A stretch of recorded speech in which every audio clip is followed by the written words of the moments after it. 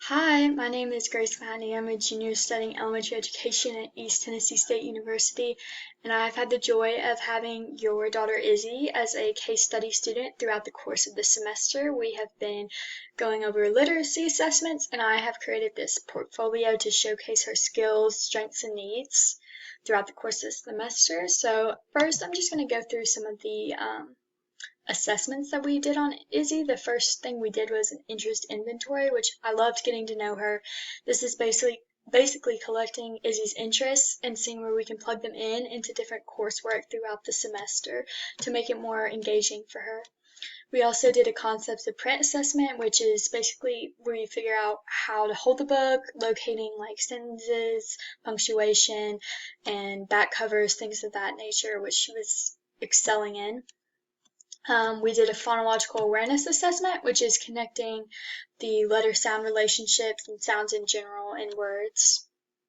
And there's some examples of these rubrics right here that we went through with her. We did a spelling inventory, the primary spelling inventory. Having never seen the list of words before, she would go through and spell each one given, and it would really help us identify the strengths and needs and what she had trouble spelling and what she could easily spell. We did a running record on 2 books. We really used the second book that we did the running record on to base a lot of the coursework for the rest of the assessments and interventions on. And this is basically where Izzy would have read a text to me and we would mark off for accuracy and inaccuracies to count for if the book was in her zone of proximal development, if it was a frustrational text for her, or if she could read it independently. And we used that to do comprehension, conversations, and writing assessments, which I'll get into a little bit later. So, from Izzy's interest inventory, I was able to find out a lot about her. She has great sociocultural strengths. She loves, of course, playing with you guys. She mentioned that a lot, and being outside. But you guys being from Chile, she's immersed in 2 cultures, which is really beneficial for her in the learning environment. In terms of her strengths and needs, we found great strengths in concepts of print and letter name and knowledge. She breezed through those assessments. In phonemic awareness, there was a need for middle vowel sounds and segmentation of words, which we used these needs to build interventions, which you'll see later on. We also found the same needs in phonics, like spelling. She had trouble reading and spelling those middle vowel sounds like shout and read, words like that.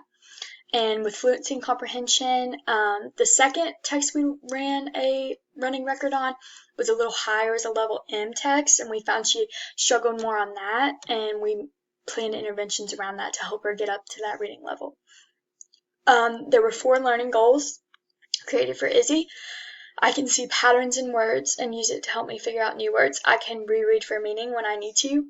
I can also reread to make my reading smooth and make sure I understand what I'm reading as I go along. I can be a storyteller about my reading, and I can write about my reading and make people understand what I have read, which is what we used to base these interventions we did off. 3 of the interventions we did was the dialogic reading, using conversations in reading so she can stop, think about what she's read, apply it, continue reading. We did sequential segmenting over Zoom. She had a little rubber band and was able to space out the syllable sounds or letter sounds and also cut them out in flashcards. And a retrospective miscue analysis, which is when the reader, Izzy, reflected on her own reading and examined her mistakes or miscues.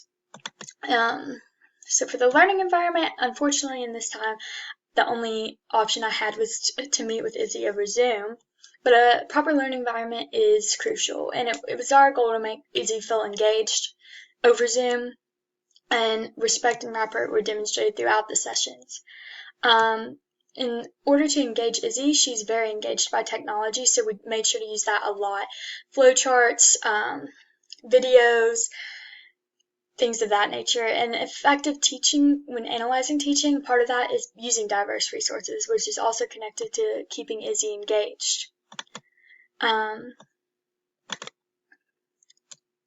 So we had Izzy write a writing sample based on one of the books she did the running records on, and after examining that, our goals for the next step were I can organize my ideas and follow a flowchart to structure my writing. I can write in complete sentences and use capitalized capitalization and punctuation marks, and I can identify long vowels and dissect them to find other words. So in terms of what you guys can do at home and the big takeaways were those last 3 steps I just stated. And home mock book talks, reading together as a family, and writing practice at home. Izzy's on a great start, and I feel like if we follow these steps and continue to work, she will excel in every aspect that she has had needs in this far. Thank you for talking with me today. Hope you guys have a great day.